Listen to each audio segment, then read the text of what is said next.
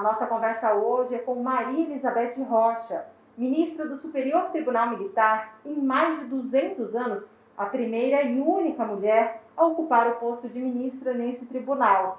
Vamos lá. Ministra, muito obrigada por essa entrevista e eu gostaria de entender por que até hoje a senhora é a primeira e única mulher a ocupar o cargo de ministra nesse tribunal. Na verdade, eu sou a única mulher, não é? Porque até hoje nenhum presidente da República teve a sensibilidade de nomear uma outra para ocupar a vaga de ministro no Superior Tribunal Militar. O Superior Tribunal Militar, ele obedece às mesmas regras políticas de indicação que o Supremo, ou seja, é o presidente quem indica e o Senado quem aprova os nomes, não é, dos magistrados que comporão a corte.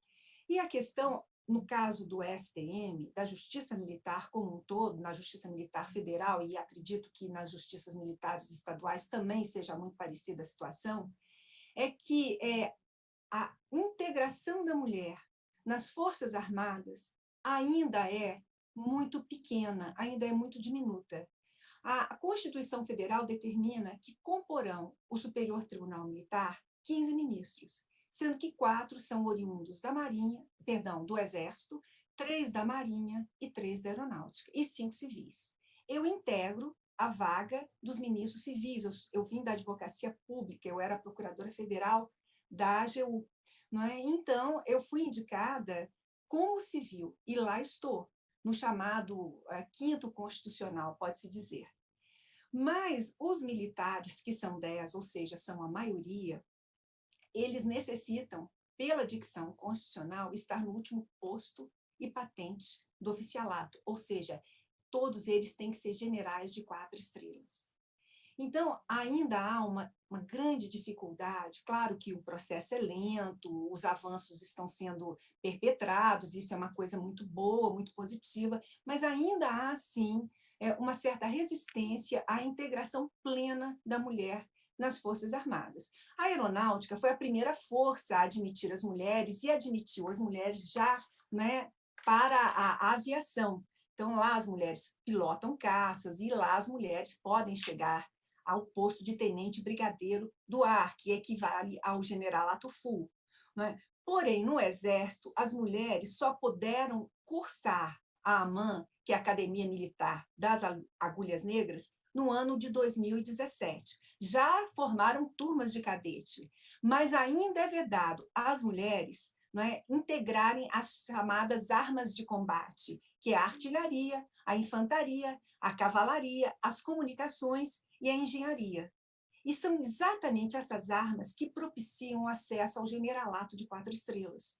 As mulheres podem, sim, ingressar na intendência e no material bélico. O material bélico propicia essa ascensão, mas elas concorrerão em igualdades de condições com os homens, e se houver algum tipo de promoção a 4 estrelas, vai ser daqui a 20, 30 anos, considerando o lapso temporal de ingresso das mulheres como cadetes na AMAN. E, por último, a Marinha só admitiu recentemente, no ano de 2017, não é, ele alterou, a própria Marinha, consciente de que era necessário, né, que as mulheres passassem a integrar, a ingressar dentro da Força Naval, a própria Marinha tomou a iniciativa de levar ao Congresso Nacional uma alteração da Lei 9.519, de 97, para reestruturar os seus quadros e possibilitar que a mulher ingressasse na Escola Naval.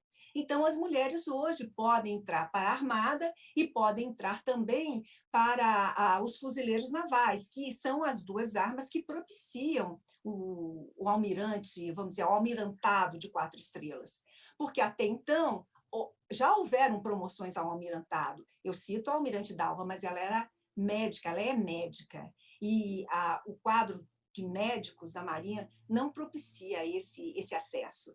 Então, veja bem, a questão da Justiça Militar Federal, que é a que eu integro, ainda esbarra nessas questões do acesso pleno das mulheres nas Forças Armadas.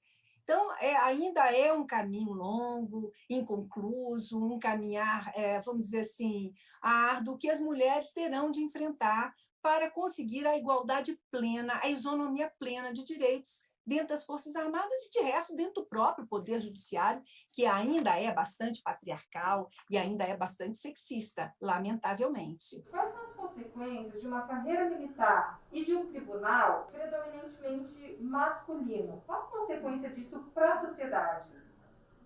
As consequências é que a questão do gênero, o olhar do gênero, que é importante, da diversidade, ele é muitas vezes suprimido. Eu sou a única mulher da corte. É claro que eu faço questão absoluta de não me render ao mimetismo, à homogeneidade, eu faço questão de me manter heterogênea e brigar pelas minhas ideias, né, pelos meus votos, mesmo que eu seja vencida. Isso não importa. Não é o que importa para mim é deixar ali fixado o meu pensamento, a minha visão sobre a jurisdição justa. Mas é muito difícil, não é? Quando você tem 14 homens dentro de um plenário e apenas uma mulher, julgar com perspectiva de gênero, ver a diferença, ainda mais agora, nesse momento onde as mulheres estão paulatinamente ingressando dentro das Forças Armadas. Então, questões que nós não discutíamos antes, nós agora estamos tendo que enfrentar, como, por exemplo, o assédio sexual, né, que não existia, a questão da própria violência doméstica da mulher, do homem militar contra a mulher militar, que é, vamos dizer assim, é o foco da nossa jurisdição. Nós não podemos julgar, por exemplo, a violência doméstica do homem militar contra a mulher civil, mas quando é militar contra militar, somos nós que julgamos. Houve agora uma significativa alteração na nossa competência. A lei 13.491, de 3 anos atrás, de 17, ela possibilitou que a Justiça Militar Federal trouxesse para dentro da nossa, vamos dizer assim, do nosso foro, não é? Todas as leis penais esparsas que não estavam tipificadas dentro do Código Penal Militar, que é um código anacrônico, é um código de 1969. Até ele foi vanguardista para a sua época, por incrível que pareça, não é? Porque ele foi editado sobre um regime ditatorial, o regime militar, e ele tem realmente pontos de vanguarda, de garantismo, que beneficiam extremamente o devido processo legal, mas ele se tornou obsoleto. A Constituição hoje é outra, a Constituição é de 88, não é mais a de 67, 69. E, portanto, ao invés do Congresso promover alterações dentro da nossa jurisdição, dentro da nossa legislação especial, o que ele fez? Ele abriu as portas para que nós trouxéssemos para dentro da nossa casa todas as leis penais que não estão tipificadas dentro do nosso código. E aí eu cito os crimes cibernéticos, a lei de pedofilia, né, o assédio sexual e uma série de outras que são conquistas sociais. Mas o problema é que, por exemplo, com relação à questão da violência, a nossa lei esbarra no hibridismo da Lei Maria da Penha, que tem medidas protetivas que são de natureza cíveis e que tem também dispositivos penais. E aí eu tenho uma posição que eu sou vencida, né, no sentido de que ela é inaplicável dentro da justiça militar, dentro da justiça penal especial. Porque nós não podemos, sob pena de nulidade absoluta e invasão constitucional de um foro em outro, porque nós somos uma jurisdição eminentemente criminal. Nós só julgamos os crimes militares. Nós não podemos julgar nem as infrações disciplinares. A Justiça Militar da União é uma justiça penal por excelência. Portanto, nós não poderíamos, por exemplo, conceder as tão relevantes medidas protetivas de urgência. E qual é a saída que eu encontro, então, para não tornar a cidadã militar, a mulher fardada, né, numa mulher de segunda categoria em termos legais? Declinar o foro para as varas de violência doméstica. Eu acho que é a medida justa, é a medida de direito e é a medida que mais, vamos dizer assim, protegerá e albergará, não é, sobre o escopo legal a mulher vitimada, não importa se ela veste a farda ou não. Mas, lamentavelmente, eu sou vencida. Mas, de toda maneira, eu me recuso terminantemente a suprimir da mulher militar, né, garantias que são tão importantes e que são conquistas civilizatórias que foram fruto de uma luta muito grande da Lei Maria da Penha e de todas aquelas outras mulheres, não é, que foram vítimas de agressão e de abusos e que, afinal, né, tiveram de recorrer, no caso de Maria da Penha, à Comissão Interamericana de Direitos Humanos para que o Estado brasileiro se posicionasse, porque ela precisou, né, ser vítima de 2 tentativas de homicídio, para o Estado brasileiro se conscientizar, não é, por força de uma determinação, de uma recomendação da comissão, porque não chegou nem a litigar na Corte de São José da Costa Rica, né, que o Estado, então, fosse intimado, né, fosse conectado a poder se pronunciar sobre esse flagelo que assola as mulheres, sobretudo agora, na época da pandemia. Assim, quando a senhora é voto vencido, né? Como fica, afinal de contas, a situação da mulher militar que sofre uma violência doméstica do marido militar? Pois é, nós julgávamos, veja que absurdo, como lesão corporal. Ou seja, as lesões corporais, muitas vezes, elas são de natureza leve, não era considerada violência psicológica, não era patrimonial, assexual, todo aquele escopo protetivo que a Lei Maria da Penha confere à mulher, nós não aplicávamos apenas as lesões corporais, claro, contra o meu entendimento, né, e que normalmente prescreviam, porque as penas eram pequenas e quando chegava a julgamento no Tribunal Superior já estavam prescritas. Bom, e agora, com a Lei 13.491, de 2017, ainda não houve um posicionamento firme da Corte sobre a aplicabilidade, a incidência ou não da Lei Maria da Penha dentro da jurisdição penal especializada. Eu, em um voto de vista, já me pronunciei contrariamente à sua aplicação, exatamente porque ela mescla institutos que não são de natureza penal e que nós não podemos retirar da mulher vitimizada. Mas vamos ver como é que os meus colegas vão se pronunciar, não é? Porque ainda não existe uma posição, uma jurisprudência, poderia dizer, firme, assentada sobre essa questão dentro do STM depois da edição dessa nova lei.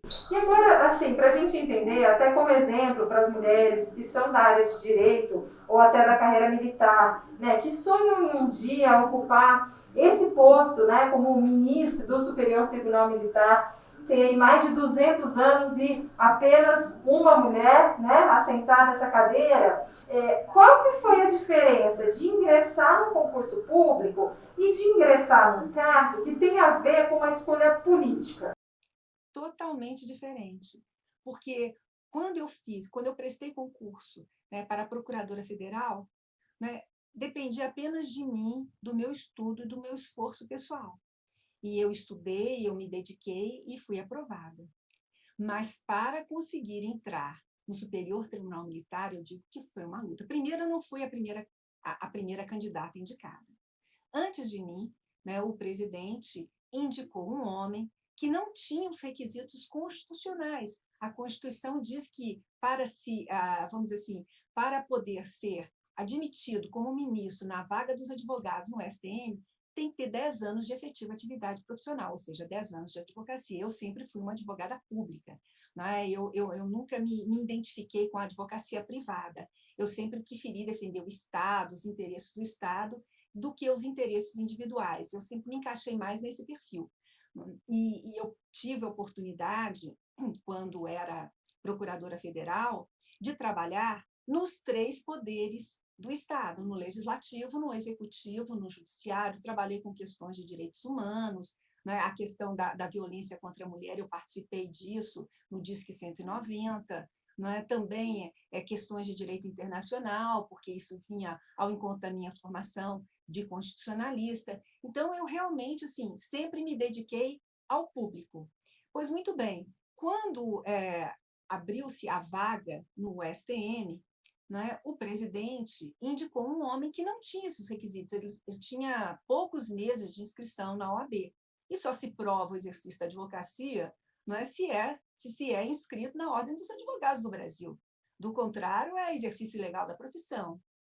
E aí o Senado, não é, na sabatina, porque chegou a haver um início de sabatina, né, houve vamos dizer, um debate interno entre os senadores, e a sabatina foi suspensa, e se solicitou, então, um parecer, não é, para a assessoria jurídica do Senado Federal, que entendeu que aquela indicação era inconstitucional.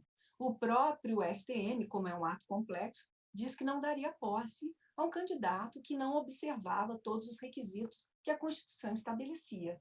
E aí foi uma queda de braços, né? Porque foram 1 ano e meio transcorreu 1 ano e meio até que o nome desse candidato fosse retirado e no Dia Internacional da Mulher eu fosse indicada. Não é? Mas não foi fácil, né? Foi uma luta, foi um embate muito grande, mas, ao final, né, acabou prevalecendo o que a Constituição da República determina. Não se trata aí nem de uma questão de gênero, de uma sensibilidade com a ascensão das mulheres no espaço de poder, mas de uma questão realmente literal, né, de proibição da Carta Política. E não houve o que se fazer a não ser se render aos ditames constitucionais. Mas foi difícil, foi muito difícil. Como é que foi quando a senhora chegou, né, no tribunal? Assim, houve estranhamentos? Como é que foram, assim, digamos, os primeiros meses? Eu sou muito bem recebida, e fui muito bem recebida pelo STM, pelos militares, que são pessoas educadas, são pessoas corteses, mas a verdade é que o machismo, o sexismo, a visão masculinizada do próprio direito ainda é muito forte. Né? Nós vivemos uma sociedade patriarcal, e isso não são só os militares, né? É a sociedade como um todo, os civis também são. As desigualdades, as diferenças, os salários rebaixados das mulheres, né? Eles são sentidos, sobretudo, na iniciativa privada. Né? Mas o que eu posso dizer é que, bem tratada, eu fui e sou.